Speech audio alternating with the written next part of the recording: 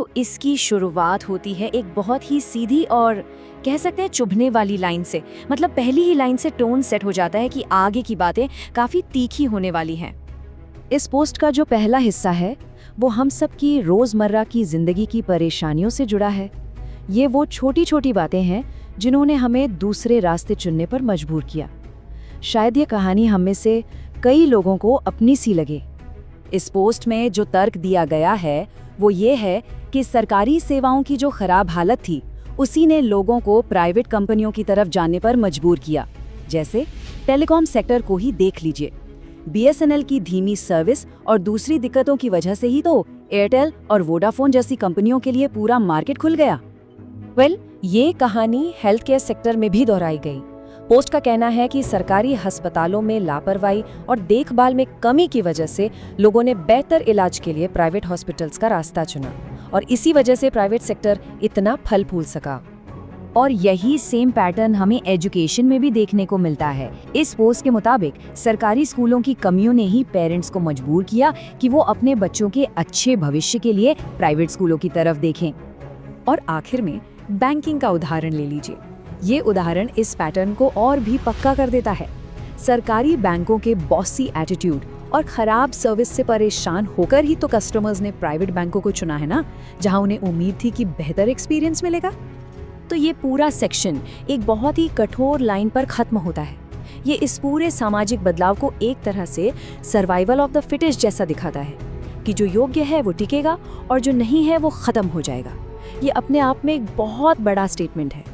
तो अब ये पोस्ट कस्टमर की शिकायतों से आगे बढ़कर एक और गहरे मुद्दे की तरफ जाती है और वो है हमारी कथनी और करनी का फर्क, जिसे हम आम भाषा में पाखंड भी कह सकते हैं। तो यहाँ पोस्ट एक बहुत ही सीधा सवाल पूछती है, भ्रष्टाचार से आज़ाद भारत कौन नहीं चाहता? जाहिर सी बात है ये तो हम सब चाहते हैं। जवाब तो सीधा सा है कि नहीं? हर कोई। लेकिन असली खेल तो अब शुरू होता है। और फिर तुरंत ही दूसरा सवाल सामने आता है जो सीधा हमारी अपनी ईमानदारी पर उंगली उठाता है। मतलब ये सवाल हमारे बड़े बड़े आदर्शों को, हमारी हकीकत का आईना दिखा देता है। और यहीं पर इस पोस्ट का जो मेन पॉइंट है वो सामने आता है कि हमारे आदर्शों और हमारे काम में एक बहुत बड़ी खाई है। हम चाहते तो हैं एक करप्शन फ्री इंडिया, लेकिन जब अपना काम निकलवाने की बारी आती है तो रिश्वत देने में जरा भी नहीं सोचते। इसी पैटर्न को समझाने के लिए एक और उदाहरण दिया गया है जो एक और ऐसी इच्छा से जुड़ा है जो हम सब रखते हैं। ऐसा कौन है जिसे अपने पर्यावरण की चिंता नहीं है? और एक बार फिर जवाब वही है जो हम सब जानते हैं।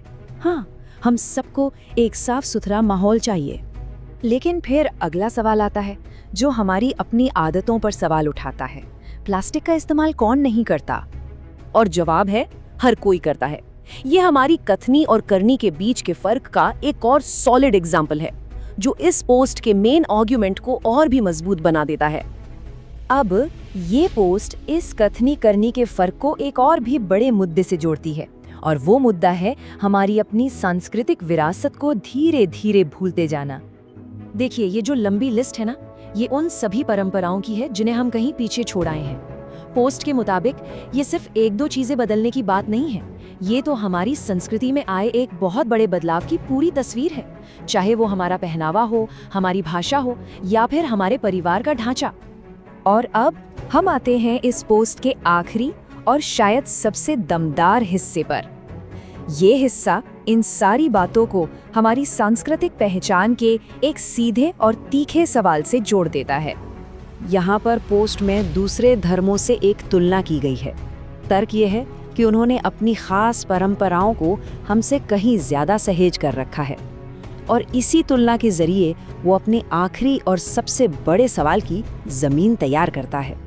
और फिर आता है इस पोस्ट का वो आखिरी सबसे चुभने वाला सवाल जो इस पूरे तर्क को एक पर्सनल चैलेंज में बदल देता है। सवाल है, ऊपर से नीचे तक देखो, तुम कहाँ हिंदू हो? और ये पूरी बात इस सोर्स के एक बहुत ही इमोशनल कॉल टू एक्शन के साथ खत्म होती है। ये हमें सोच में डाल देता है कि क्या मॉडर्न होने का मतलब अपनी जड़ों को पूरी तरह से भूल जाना है, या फिर इस प्रोग्रेस के पैराडॉक्स में कहीं कोई बैलेंस बनाया जा सकता है। ये एक ऐसा सवाल है जिसका जवाब हम सबको मिलकर खोजना होगा।